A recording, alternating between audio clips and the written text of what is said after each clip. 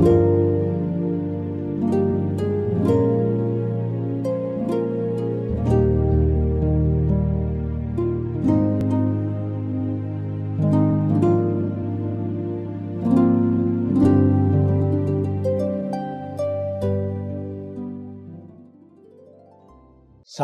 pemirsa, puji Tuhan pada saat ini kami dari ASI, Chapter Jakarta.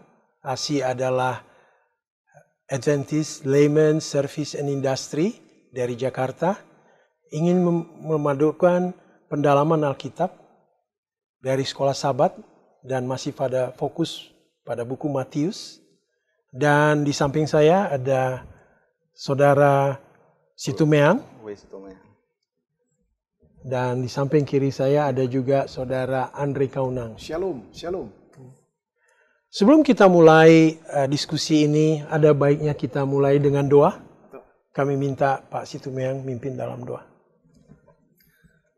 Bapa dalam sorga, Allah yang kami sembah, Tuhan yang kami muliakan. Kami bersyukur, berterima kasih kehadirat-Mu Tuhan, atas berkat lindungan Tuhan yang telah menyertai kami hingga pada saat ini. Ya Tuhan, pada kesempatan ini kami hendak membahas firman Tuhan melalui pelajaran Sekolah Sabat. Tuhan kiranya hadir menuntun kami melalui kuasa Roh Kudus-Mu, dan biarlah firman ini Tuhan berkuasa untuk membangun kerohanian kami. Inilah dua permohonan kami, dalam nama Yesus kami berdoa. Amin. Terima kasih Pak Situmeang. Fokus pelajaran Sekolah Sabat kita, pendalaman Alkitab masih dari buku Matius yang berjudul Ketenangan di dalam Kristus.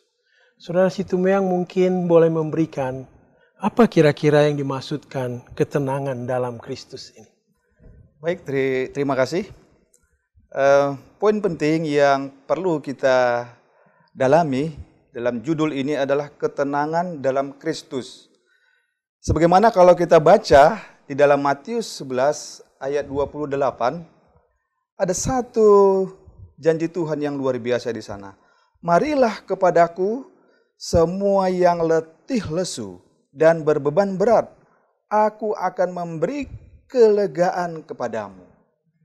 Melalui ayat ini kita sudah merasakan bahwa bila mana kita datang kepada Tuhan, kita mau meluangkan waktu kita kepada Tuhan, dan kita berdoa kepada Tuhan dan mempelajari firman-Nya, maka ketenangan, kedamaian, kelegaan itu bisa menjadi bahagian kita. Dan yang paling penting punya adalah bagaimana kita bisa mengetahui, merasakan dan melakukan. Bila mana kita sudah bisa merasakan ketenangan itu dalam Kristus, itu artinya bahwa kita mempunyai hubungan yang baik kepada Allah. Tapi bila mana kita belum memiliki ketenangan, masih mengalami satu, seolah-olah kehidupan ini tidak nyaman, tidak tenang, tidak lega, artinya ada hubungan kita kepada Tuhan yang harus kita perbaiki. Mungkin. Wah, kalau kita hidup di Jakarta ini, Saudara Andre Kaunang ya, kita tahu bahwa kehidupan di Jakarta ini bangun pagi hari, pergi bekerja sepanjang hari, pulang malam hari, kita butuh ketenangan. Amin. Ini ketenangan dalam Kristus. Puji Tuhan. Wah, ini bagaimana? Ada tambahan dari Pak Kaunang mungkin? Oke, shalom, terima kasih para pemirsa di mana saudara berada. Puji Tuhan, rekan saya Pak Situmeang ya, luar biasa. Beliau sudah menyampaikan beberapa kriteria bila mana kita memfokuskan pikiran kehidupan kita kepada Yesus. Mari kita lihat dalam kutipan Ellen G. White di dalam buku Alfa dan Omega jilid 5 halaman 305.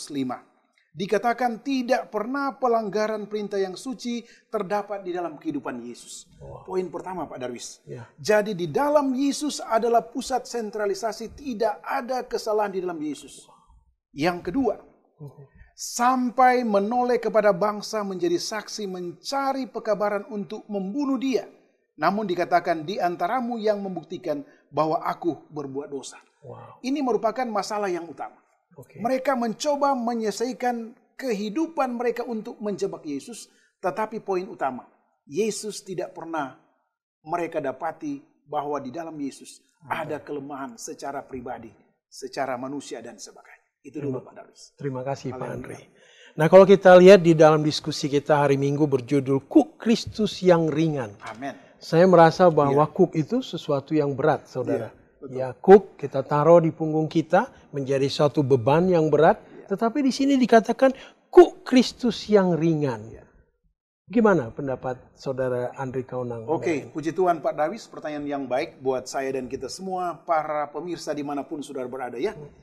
Poin utama untuk menjawab pertanyaan dari Pak Darwis adalah kita buka di dalam buku Yohanes 14 ayat 6. Oke. Di situ ada 3 poin yang penting adalah pertama, Yesus katakan, akulah jalan, kebenaran, dan hidup. Yang menjadi masalah di sini Pak Darwis adalah banyak manusia yang mau mencoba membenarkan dirinya sendiri dan mau memikul beban padahal mereka adalah orang berdosa. Solusi bagi pertanyaan Pak Darwis adalah, mari kita serahkan semua beban hidup kita kepada Yesus. Segala kuk kita diserahkan kepada Yesus karena Yesus katakan marilah seperti yang dikatakan oleh Pak Situmeng tadi. Semua beban kita terasa aman bila mana kita serahkan kepada respon Yesus dalam Yohanes 14 ayat 6. Akulah jalan, kebenaran, dan kehidupan. Sehingga kuk kita tidak terasa berat. Mungkin sering yang kita alami adalah kita mencoba mengangkat kuk kita sendiri. Ya, kita terlalu percaya kepada diri sendiri. Sehingga kuk ini coba kita angkat sendiri tanpa mau bersama dengan Kristus. Seperti beberapa kota dibandingkan di dalam firman ini. Termasuk salah satu ialah Sodom. Betsaida juga. Ya, dan Sodom. Haleluya, betul. Ya. Kalau Sodom ini katanya Yesus bertobat, sampai sekarang akan ada kota Sodom. Tetapi karena tidak ada pertobatan, maka kota Sodom ini dihancurkan. Ya, luar biasa. Jadi perlunya ada pertobatan agar beban kita ini menjadi ringan. Kalau kita mau bersama dengan siapa? Kristus. Haleluya. Dengan Kristus, maka semua beban yang kita hadapi setiap hari, mulai beban pekerjaan, beban kehidupan, beban dari keluarga kita, masalah keluarga, masalah sekolah, masalah anak-anak yang kita hadapi, kita serahkan kepada Tuhan.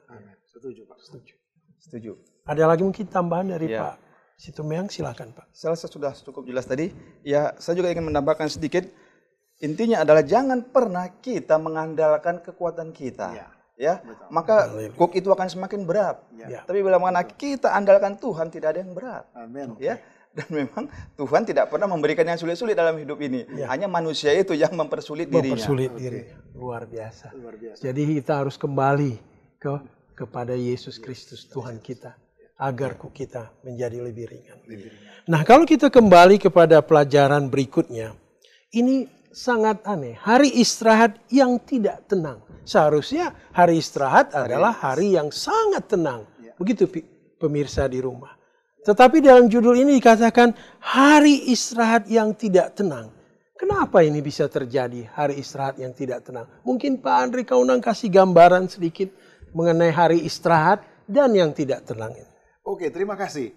Sentralisasi di sini Pak Darwis adalah bagaimana bangsa Israel memiliki pandangan yang berbeda dengan yang Yesus pikirkan. Yang pertama adalah kita lihat di dalam beberapa ayat.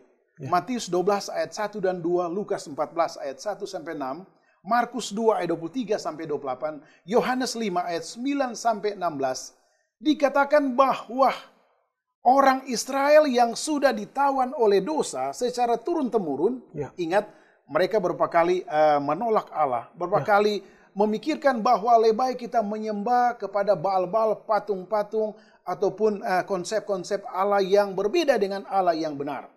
Atau dikatakan dalam buku, dalam konsep buku Ibrani atau kata Abraham adalah Yehovah Jireh. Namun di sini yang menjadi masalah adalah mereka menciptakan budaya-budaya pribadi secara keluarga, rumah tangga, masyarakat, bahkan secara negara, menciptakan ide-ide sendiri yang membuat bahwa ini tidak boleh, ini boleh, ini boleh, ini tidak boleh. Yang inilah yang membuat konflik dengan konsep Yesus. Intinya bahwa Yesus menekankan kepada mereka bahwa melayani sesama dan melayani Allah patut dilakukan pada hari Sabat. Itu dulu Pak Darwis. Dan Mungkin Pak Situmeng bisa gambaran aturan-aturan yang mereka buat ya bangsa Israel. Kadang-kadang ini sangat menggelikan. Mungkin Pak Situmeng kasih beberapa contoh dari aturan-aturan. Oke, baik. Ini menarik ini ya. Hari istirahat yang tidak tenang. Sebagaimana orang Farisi, kalau kita lihat pada zaman dahulu, yang mereka membuat peraturan-peraturan, artinya peraturan itu muncul dari diri sendiri. Itu yang membuat ya hari Sabat itu, hari istirahat itu menjadi beban. Nah, sebagaimana contoh yang diberikan pada pelajaran hari Senin ini, dikatakan ya ini agak unik juga. Jika seekor ayam bertelur pada hari Sabat, apakah telurnya boleh dimakan? Ya. Dan pendapat ini orang Farisi bilang jika ayam itu petelur, maka tidak boleh memakan telurnya karena ayam itu bekerja. Ya. Tapi jika ayam itu bukan petelur, hanyalah ayam pedaging, maka boleh memakan telurnya. Nah, maksudnya di sini apa?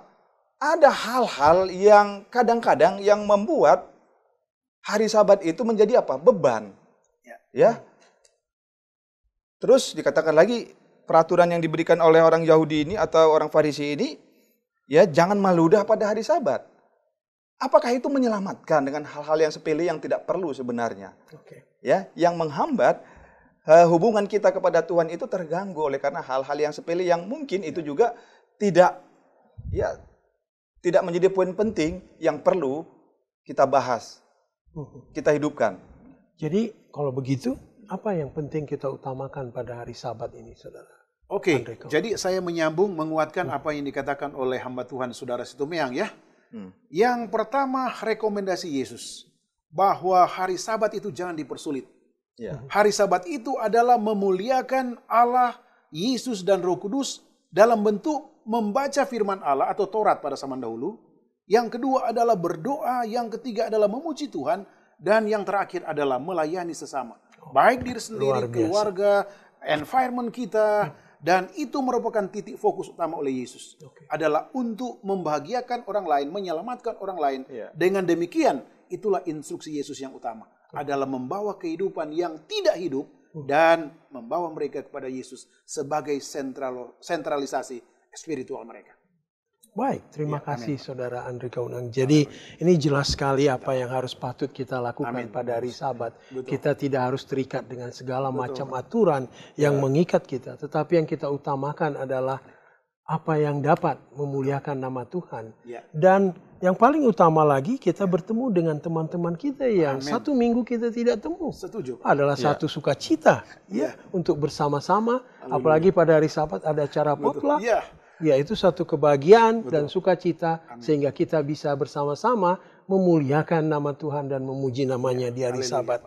Nah, salah satu yang menarik dari pelajaran ini, Saudara Situmeyang, adalah mengenai respons Yesus. Sewaktu Yesus menyembuhkan salah seorang yang sakit stroke pada saat itu. Dan di sana banyak yang siap untuk mengkritik apa yang dilakukan oleh Yesus pada hari Sabat. Mungkin Saudara Situmeyang bisa memberikan pendapat pada respons Yesus. Ya, baik. Respon Yesus. Nah, poin penting yang perlu kita ambil dari sini adalah ketika Yesus pada hari Sabat, pada hari Sabat Ia menyembuhkan orang yang sakit, maka orang-orang Farisi melihat ini adalah kesalahan yang dilakukan. Yesus menilai bukan dari segi itunya. Hari Sabat boleh melakukan apa? Hal-hal yang baik. Dan sementara kalau orang Farisi itu menganggap bahwa lebih baik itu tidak usah dilakukan pada hari Sabat kalau itu melanggar peraturan. Orang itu hilang. Biar sakit, biar menderita dibiarin. Tapi Yesus, dia pandangannya lain. Dia ingin menyelamatkan orang itu. Dia ingin membawa orang itu kembali. Karena memang intinya adalah kasih.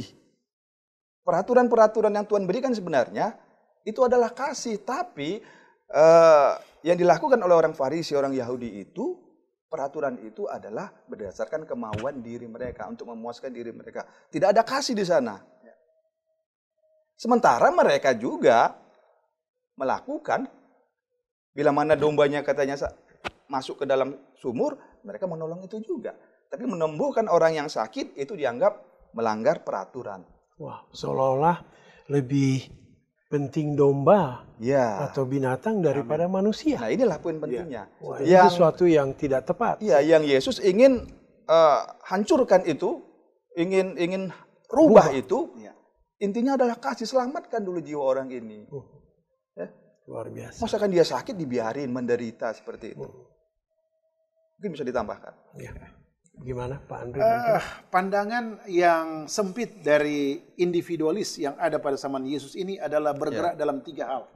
Yang pertama adalah tiap individu, catatan bagi kita semua adalah setiap manusia atau individu yang berada di sekitar Yesus memiliki kepribadian, kebenaran, membenarkan diri, tapi punya kelemahan secara pribadi. Itu pertama. Yang kedua, cara pandang mereka adalah bila mana mereka mengatakan benar, maka mereka juga menganggap diri mereka luar biasa. Yang ketiga, mereka anggap Yesus itu adalah orang yang hanya temporary saja. Jadi artinya bahwa sebenarnya misi Yesus yang mereka tunggu-tunggu adalah Yesus yang membebaskan mereka dari tentara Roma dan kepribadian yang sudah rusak secara mental, spiritual, dan tentunya secara materi.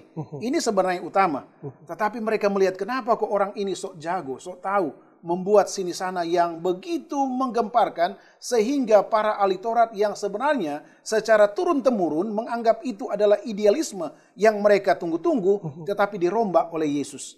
Nah inilah, jadi kedatangan Yesus adalah sebenarnya yang mereka lihat adalah sebenarnya kemuliaan yang luar biasa. Namun kelihatan yang datang adalah orang yang biasa-biasa tetapi sok tahu. Menurut mereka ya, bukan menurut Yesus. Inilah yang disebut oleh Yesus. Agak sulit untuk memoles mereka. Agak sulit ya. Tapi Yesus selalu membagi dengan berkat, kata-kata, ucapan, mujizat dengan poin utama. Balik lagi ke pelajaran hari Minggu. Akulah jalan, ini loh jalan yang benar, kata Yohanes Pembaptis. Kebenaran yang benar dan tentunya kehidupan yang membawa mereka bukan hanya di dunia ini, tetapi membawa mereka kepada satu kehidupan yang kekal. Ingat, terakhir, Yesus tidak menjamin mereka untuk hidup kekal di dunia ini, tetapi Yesus jaminkan kepada mereka adalah hidup kekal bila mana mereka percaya akan Dia. Dalam Yohanes 3:16. Tapi Pak Andri Kaunang, umumnya kita sebagai manusia, kalau sesuatu yang kita lakukan terus-menerus, haleluya, mengikuti peraturan, kadang-kadang kita lupa apakah ini benar atau salah. Haleluya. Betul. Sehingga kita anggap bahwa apa yang kita lakukan setiap hari menjadi sesuatu kebenaran. Tetapi Yesus datang mencoba merubahnya, seolah-olah kita bangsa Israel pada saat itu, kami sudah melakukan ini berulang-ulang mulai dari nenek moyang mereka. Dan sekarang Yesus datang ingin merubahnya. Sebenarnya mereka melakukan tidak benar dan Yesus ingin mengembalikan kepada apa yang sebenarnya makna dari hari Sabat itu yang harus dilakukan. Dan ini mendapat tentangan daripada bangsa Israel. Nah, dan pada zaman Yesus dikatakan bahwa hari Sabat itu telah diputarbalikkan. Ia telah diputarbalikkan sehingga pemeliharaannya itu sudah mencerminkan sifat mementingkan diri. Selfish ya. Selfish supaya dilihat orang. Ya sebenarnya yang dalamnya itu nggak sesuai dengan apa yang kasihnya nggak ada. Yang Tuhan inginkan, Yesus inginkan, kasihnya mana? Gitu loh. Inilah yang mau diluruskan oleh Yesus. Jadi kembali mengenai menyembuhkan hari Sabat ini, sebetulnya Yesus memberi gambaran bahwa tidak ada yang salah untuk menyembuhkan hari Sabat. Betul Pak Darius. Jika memang itu dibutuhkan, dilakukan pada hari Sabat. Karena menyembuhkan hari Sabat adalah bagian dari belas kasihan, kasih daripada Tuhan Yesus.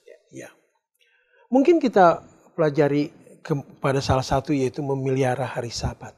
Apa sih yang sebenarnya sebaiknya yang kita lakukan di dalam pemeliharaan kita mengenai hari Sabat ini? Mungkin Bapak Situmeang kasih gambaran kepada kita. Nah, jadi hari Sabat itu marilah kita buat supaya jangan menjadi beban. Karena itu adalah hari sukacita, hari kedamaian, hari kebahagiaan. Artinya hari Sabat itu biarlah hubungan kita kepada Tuhan itu yang terutama. Sebagaimana Yesus menyembuhkan pada hari Sabat, dia dilihat, artinya langsung diperhatikan, dimonitor apa yang dilakukan Yesus ini. Ya, Yesus ingin mematahkan itu dulu. Ya, tuh Yesus sebenarnya menginginkan ada tujuan yang lebih tinggi dari hanya sekedar peraturan-peraturan itu. Ya, Yesus menginginkan berusaha untuk mengarahkan orang banyak itu pada tujuan yang lebih tinggi lagi mengenai Sabat itu.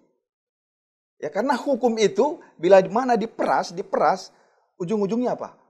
Kasih kepada sesama dan kasih kepada Allah. Amin. Itu dia poin pentingnya.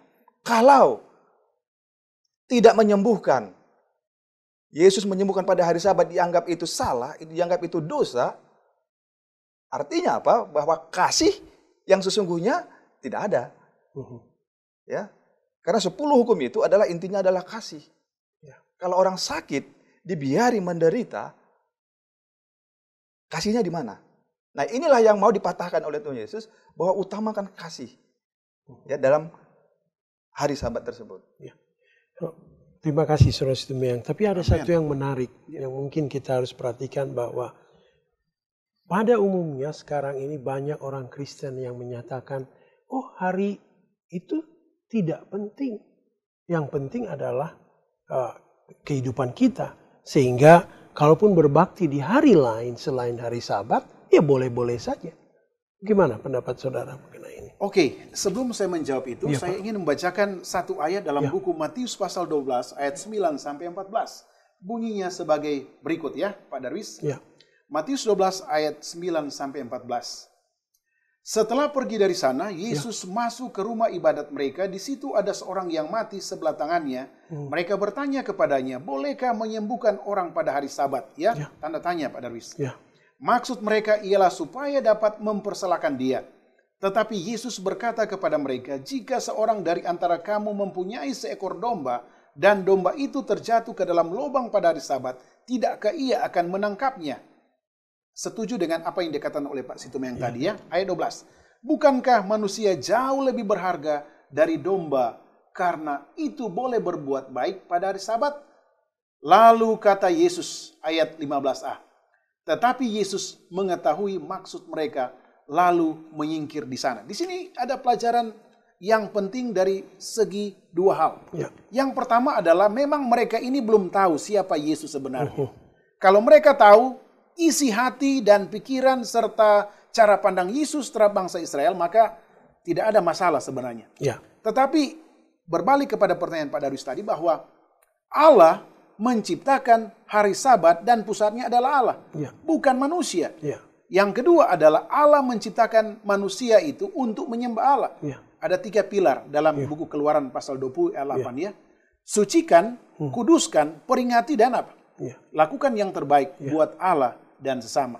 Jadi di sini adalah kalau seandainya mereka mengetahui bahwa hari Sabat itu adalah pusatnya bersumber kepada Allah, maka tidak ada protes menyalahgunakan cara pandang mereka terhadap Yesus. Jadi hari Sabat ini dipermainkan oleh mereka untuk menjebak orang lain dan menganggap mereka, balik lagi pada Pak Situmeyang tadi, mereka menganggap bahwa peraturan itu adalah hasil ciptaan mereka dan perlu mereka ikuti apa yang mereka anggap benar, selfish oriented ya. Jadi itu dulu Pak. Menurut Pak Andri ini bahwa perubahan hari itu adalah karena kepentingan manusia. Pribadi Pak. Bukan Tuhan. Betul. Kalau Tuhan Allah kita memang menciptakan hari Sabat itu adalah untuk kita, untuk memuliakan Tuhan. Kita tidak bisa merubahnya itu. Kita tidak punya wewenang merubahnya. Tidak punya, karena itu adalah wewenang Allah. Jadi perlu kita fokus tetap pada hari Sabat ini. Jadi mungkin saudara jadi dengan kita menguduskan hari Sabat itu artinya apa? Bahwa kita mengakui bahwa Yesus itu adalah pencipta. Pencipta dunia dan pencipta manusia. Itulah inti dari pemeliharaan hari Sabat itu. Itu yang patut kita syukuri. Kalau kita rubah, berarti kita tidak menghargai lagi Tuhan sebagai pencipta, karena dia sudah menciptakan hari Sabat itu. Seolah-olah kita manusia menjadi menciptakan hari sendiri untuk kepentingan diri kita sendiri. Yesus adalah Tuhan atas hari Sabat. Betul. Jelas sekali. Luar biasa. Jadi Kesimpulan pada kita pada saat ini, kita harus tetap memelihara hari Sabat. Ya. Dan di dalam hari Sabat itu kita coba ekspresikan belas kasihan kita kepada sesama kita, kepada keluarga kita. Sehingga kita muliakan Tuhan pada hari Sabat itu.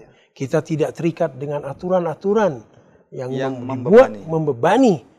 Buatlah hari Sabat itu menjadi hari kesukaan, hari kesenangan, hari kita khusus untuk memuliakan Tuhan bagi keluarga kita. Terima kasih Saudara Kaunang atas keterangan yang diberikan. Terima kasih Bapak Situmeang. Terima kasih. Pada permisa, terima kasih atas kebersamaan kita. Sebelum berpisah, mari kita berdoa. Kami minta Pak Kaunang untuk memimpin kita dalam doa. Oke, para pemirsa, mari kita satu dalam doa. Ya Allah, Bapa kami yang ada di dalam kerajaan surga, terpujilah namamu, pelajaran yang begitu indah dan luar biasa, di mana kami memiliki Yesus, yang selalu memberikan kata-kata, memberikan mujizat, pengharapan bahwa Yesuslah jalan, kebenaran, dan hidup. Bukan melihat kepada cara pandang manusia yang penuh dengan dosa. Bapak, biarlah pelajaran ini mengaplikasikan kepada kami semua. Dan ajarlah kami untuk mengasihi sesama dan mengasihi Allah secara reguler sampai Yesus datang kedua kali. Terima kasih Bapak, terpujilah namamu. Dalam nama Yesus Tuhan dan Juru Selamat kami sudah berdoa. Amin. Amin.